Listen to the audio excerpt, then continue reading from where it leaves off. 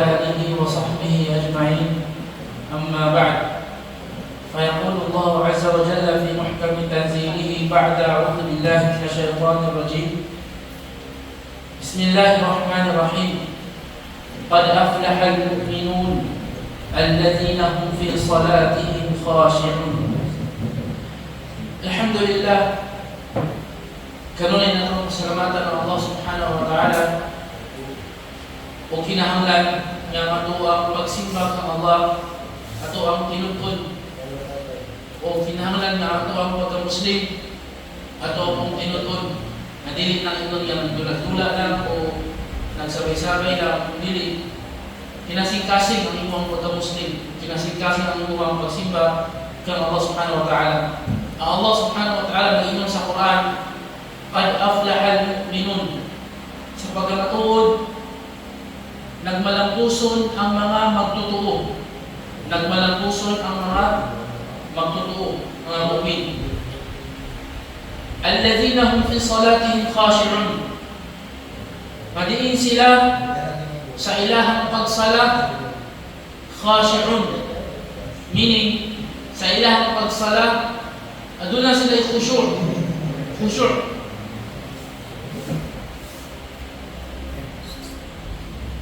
Asa ang kukuha naman? Yan ang walang nadali sa masjid. Anong lang sa kwarto?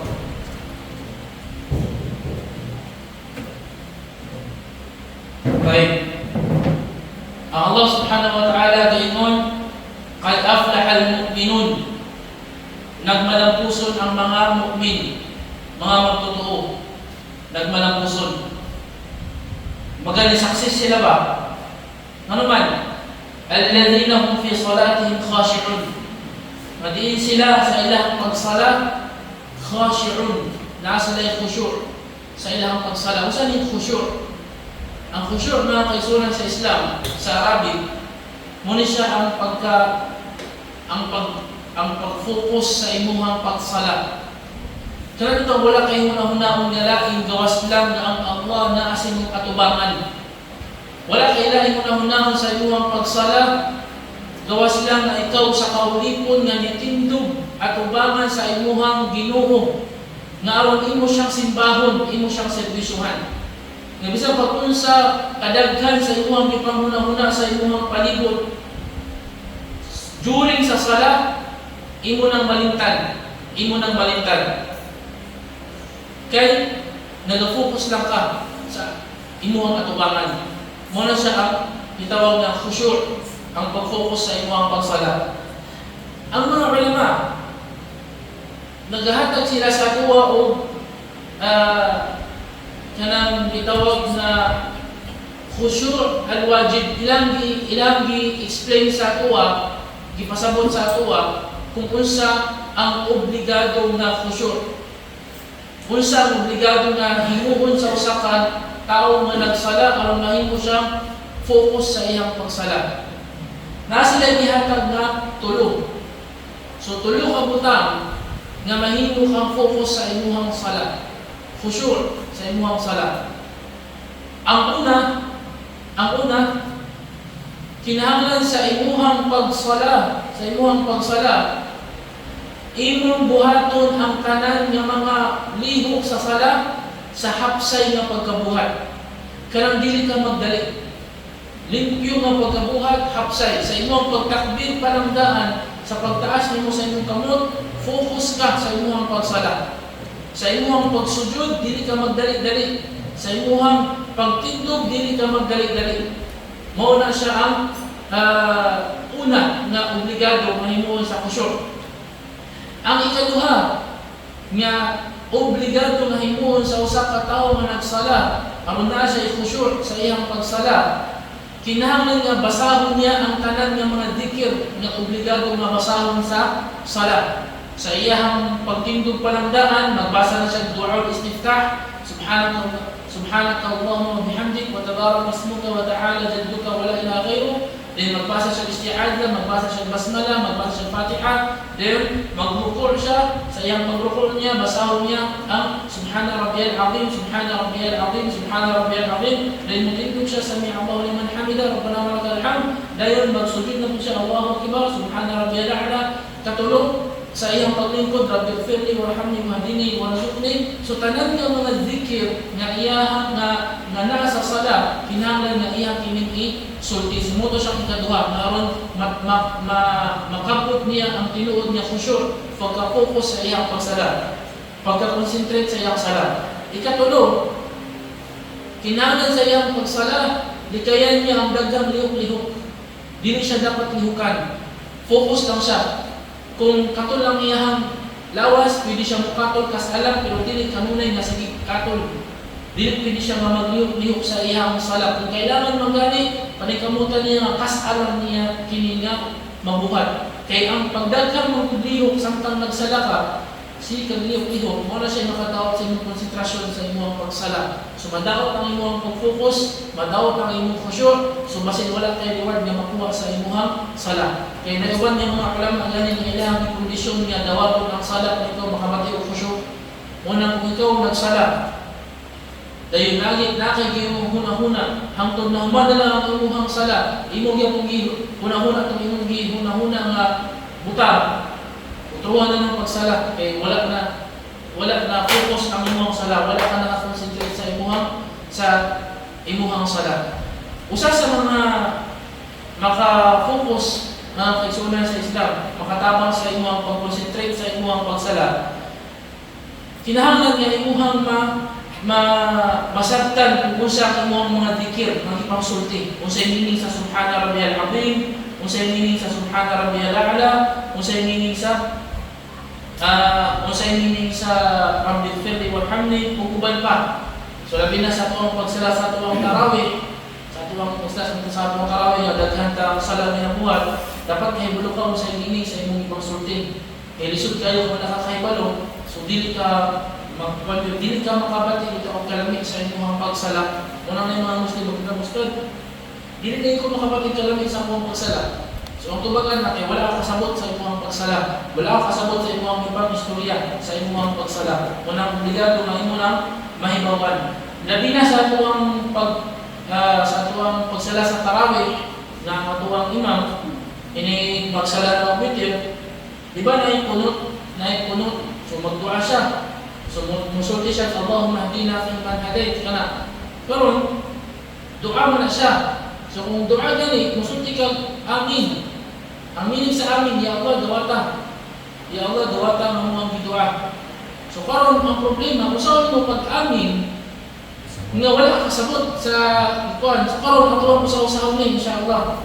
No, katuwa sa usahon. So dili ka magsugod. Sa diyang ang imam, magpunod na siya, so umingon siya, Allahumma hdina fi man hadayt.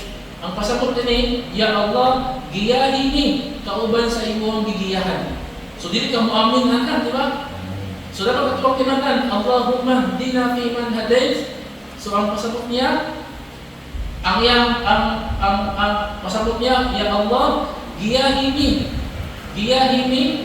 sa kauban sa imong mga giyahan. Wa'afina fi man afait. O hatagi kami kabaskom sa amuang panglawas, sa amuang sitwasyon, kapiskay, kauban sa imong gipanghatagan o kapiskay o kabaskog sa ilang sitwasyon o panglawas. Wa tawallana fi man tawallait. O tabangi kami kauban sa imuhang mga gipangtabangan. Wa barik lana fi ma a'tait. O hatagi baraka ang imong gihatag sa amuang grasya. Baraka, blessing na magkanunay ang grasya. Wa qina syarra ma qadait. O ipalayo kami sa mga dautan nga imong giqadar. Innaka taqdi wa la yuqda alayk. Innaka taqdi wa la yuqda alayk. Sa pagmatuod, ikaw mao ang maghatag og kapalaran namo, wala yuqda alayk, wala makabuot sa imo ang sa imuhang gustuhon. Innahu la yadhillu man walayt. Sa pagamatuod, dili muubos, dili malubig o mapildi ang imuhang gitabangan. Wala ya'izzu man adayt, ug dili mudaog, dili magmalampuson ang imong gikontra. Tabarakta rabbana wa ta'alayt. Tabarakta rabbana wa ta'alayt. Sa pagkatulong ikaw bulahan o ikaw nasa pinakataas niya kahintang. Moto siya ang kuwan, moto siya ang pasabot ato sa ato ang kunot. Okay.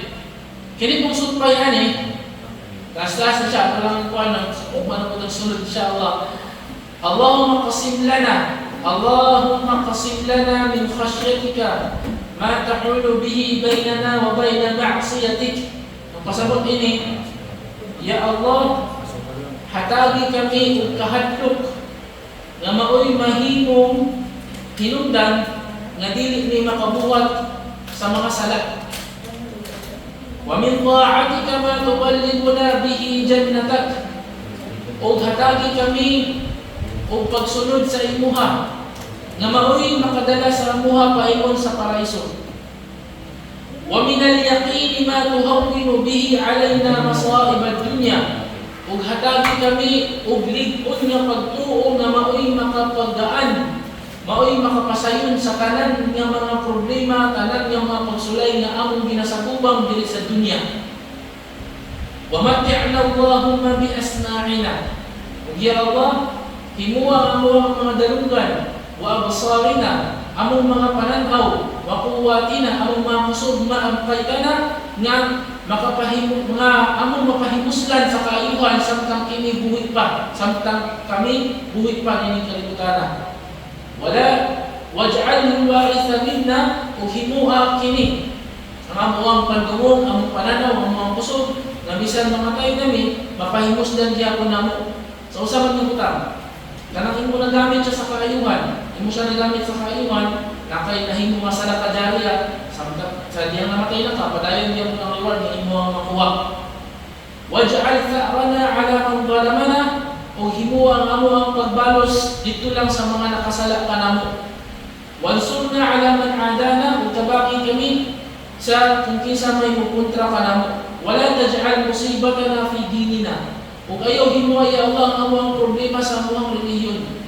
Wala taj'al ad-dunya akbar hammina, ug ayaw himuwa nga ang kalibutan mo ang pinaka dako nga gipangandoy ang kalibutan. Wala mablagha ilmina, ug hangtod lang giini ang mga kahibalo. Wala ila nari masirana, ug ayaw himuwa ang impierno nga mo ang padulungan. Waj'al jannata hiya daruna, ug himuwa nga ang paraiso mao ang puy-anan.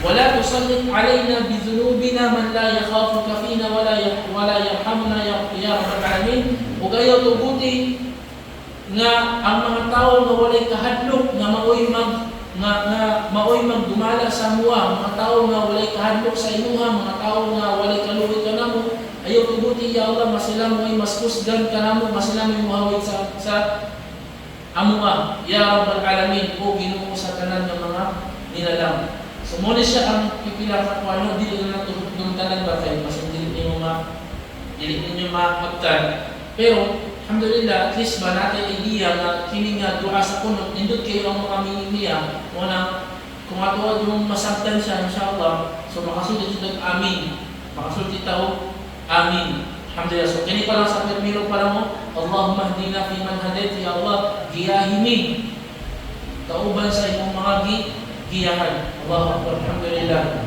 So ato ang ipadayon insyaAllah ang paghatag ani o kahulugan sa duha sa kunot, aron usa na siya sa makatabang nga makabatinta o makabatunta og khusyur, concentration, focus sa ato ang pagsala nga mo resulta nga malamian ta sa ato ang pagsala nga kalma ang ato ang sitwasyon o kanang mahimong hapsay ang imuhang hunahuna pinaagi sa imuhang sala nga naay kalambigitan o naay kauban niya khusyur, focus o konsentrasyon.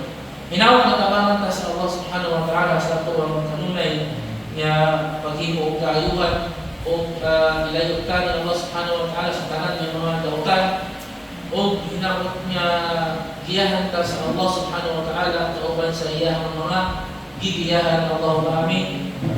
Allah ta'ala alam. Sallallahu ala nabiyina Muhammad wa ala alihi wa sahbihi ajma'in wa akhir dawana alhamdulillahi rabbil alamin. Assalamualaikum warahmatullahi wabarakatuh.